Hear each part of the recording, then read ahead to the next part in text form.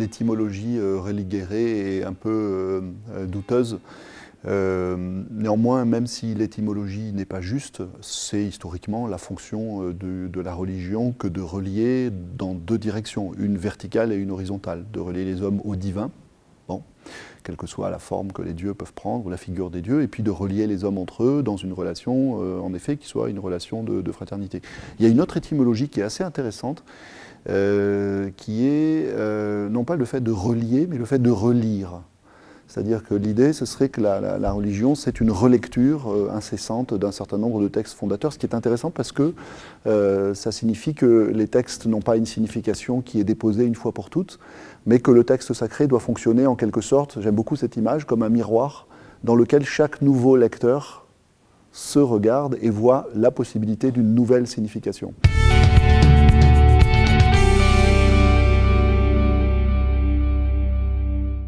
En islam, la fraternité est célébrée, la fraternité à l'intérieur de la Ummah, elle est bien mise à mal, déjà, actuellement, cette fraternité, parce que, à cause de ce terrorisme islamique ou islamiste qui nous inquiète tous, il s'agit d'abord de rappeler que les premières victimes de ce terrorisme sont des musulmans, et que dans ce terrorisme, il y a un enjeu qui est un enjeu fratricide, entre les chiites et les sunnites, donc la fraternité est bien mal en point. Et enfin, on peut en venir à votre question au sens le plus direct. Pourquoi est-ce que dans l'islam, cette fraternité ne s'actualise pas autour du vin et autour de l'ivresse? Eh bien parce que force reste à la loi. En l'occurrence, la loi religieuse, la charia, qui a été déduite d'une interprétation rigoriste du Coran. Le Coran qui, comme à son habitude, je ne vais pas dire dit tout et son contraire, mais a cette vertu de jeter l'intelligence dans la perplexité en donnant un certain nombre de conseils qui sont des conseils assez subtils. Donc, en l'occurrence, il y a dans le Coran des positions sur le vin, sur la consommation d'alcool, qui sont assez ambiguës. Il y a par exemple, on en a parlé dans le débat, un verset qui dit « Ne consommez pas de vin lorsque, ou ne venez pas en état d'ivresse lorsque vous vous approchez du lieu de la prière ou du temps de la prière ». Ce qui suppose, en creux, qu'il y a un temps qui peut être le temps de la consommation de l'alcool et de l'ivresse. Mais ailleurs, dans le Coran, l'interdit semble beaucoup plus explicite et beaucoup plus strict. Donc là encore, il y a une question d'interprétation, mais aujourd'hui, force reste à la loi, cette loi religieuse que l'islam s'est choisie historiquement à partir d'une certaine lecture du Coran. Et dans ce domaine, comme dans d'autres, il y a dans la culture musulmane une absence de liberté de droit qui s'accompagne d'une certaine liberté de fait.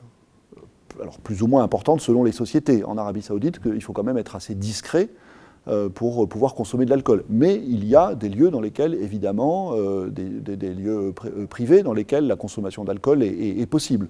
Ce qui donne lieu, cette dissociation entre l'absence de liberté de droit et la liberté de fait, à beaucoup d'hypocrisie et à beaucoup de souffrance aussi, parce que l'individu se trouve souvent dissocié entre la nécessité extérieure de conserver les apparences, de sauver les apparences, et puis des pratiques qui sont des pratiques liées à la consommation de vin et à tout un ensemble de plaisirs de la vie.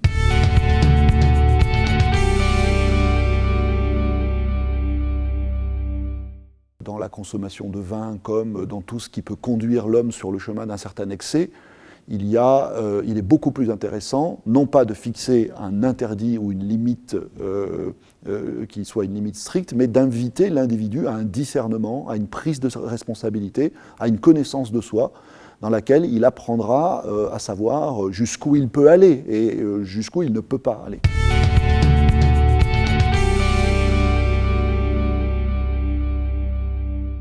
Il me paraît indispensable qu'il y ait une réflexion collective sur ces sujets. Et au-delà, encore une fois, de la question de la consommation d'alcool, on ne peut que déplorer les ravages de ce que j'appelle une sous-culture religieuse du côté de l'islam, et de ce que Olivier Roy appelait déjà une sainte ignorance, c'est-à-dire une réduction de la vie spirituelle à une religion manichéenne qui sépare tout en halal et en haram, c'est-à-dire en licite et en illicite, en bien et en mal, comme s'il suffisait, donc il y a quelque chose là de complètement binaire, hein, comme s'il suffisait d'appuyer sur un bouton pour savoir où sont le bien et le mal, le juste et l'injuste, ou de consulter un livre dans lequel tout serait écrit noir ou blanc, noir sur blanc et noir et blanc. Bon. Il y a là vraiment un symptôme très grave de sous-culture religieuse, c'est-à-dire quelque chose qui abolit toute éducation spirituelle, c'est-à-dire justement ce que vous évoquez, à savoir la culture du discernement, la culture du questionnement sur soi, de quoi j'ai besoin, de quoi je n'ai pas besoin, dans quelle quantité j'en ai besoin, dans quelles conditions j'en ai besoin, dans quelles conditions j'en ai pas besoin. Voilà, donc à partir du moment où la loi impose un interdit qui est un interdit général, eh bien, l'individu est réduit à une passivité complète, voire à une stupidité complète sur le plan spirituel, parce que rien ne l'appelle à faire usage de son intelligence.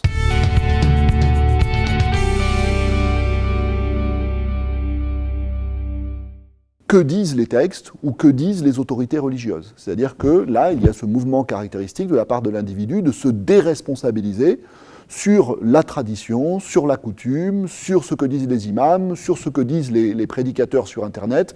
Hein, il y a des sites Internet qui, justement, peuvent vous donner le manuel du parfait musulman, c'est-à-dire, ou de la parfaite musulmane, qui ont la réponse à tout. Hein. Vous leur posez n'importe quelle question de vie pratique, et ils vous diront si c'est islamique ou si ce n'est pas islamique. C'est une tragédie pour l'intelligence, hein, c'est une tragédie pour la responsabilité personnelle, c'est une tragédie pour la liberté. Je crois qu'il y a là, non pas quelque chose, attention, à mon sens c'est important de préciser ça, qui serait constitutif de l'islam lui-même, c'est-à-dire c'est pas l'islam lui-même qui manque d'intelligence, c'est une civilisation, c'est une culture, c'est une spiritualité dans laquelle il y a des trésors d'intelligence, justement, de subtilité, de profondeur, mais dont il faut bien constater qu'aujourd'hui, eh bien, beaucoup trop de musulmans n'en ont aucun usage. Hein. Donc il y a, de ce point de vue-là, une sous-culture religieuse qui n'est vraiment pas du tout à la hauteur du génie profond de cette spiritualité.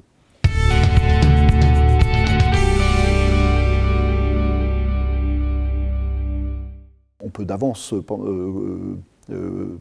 se douter ou anticiper sur le fait que du côté musulman, on se verra opposer une fin de non-recevoir. Hein.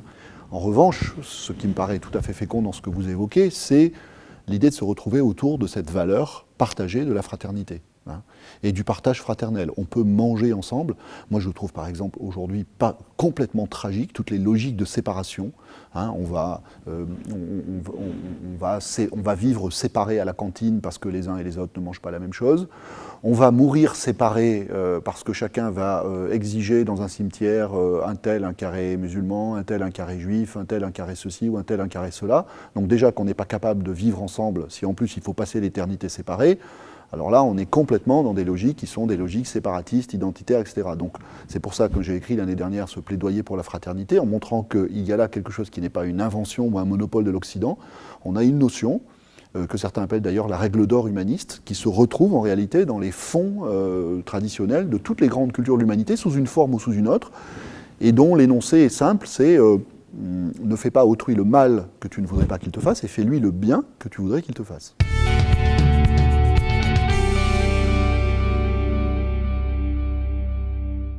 Quand j'ai écrit cette lettre au monde musulman, ce qui m'a paru tout à fait spectaculaire, à travers la lecture, c'est que, en effet, je conduis là dans cette lettre une critique à double front, hein, critique d'une situation de crise du côté du monde musulman, critique d'une situation de crise de civilisation aussi très profonde du côté occidental, mais l'ironie, c'est que les musulmans, dans leur majorité, ont beaucoup aimé ma critique de l'Occident. Beaucoup d'Occidentaux, et notamment des intellectuels occidentaux, je me souviens d'un papier de Luc Ferry dans le Figaro sur mon bouquin, ont beaucoup aimé ma critique de l'islam, mais des deux côtés, la capacité d'autocritique est la chose la moins partagée. Hein, voilà.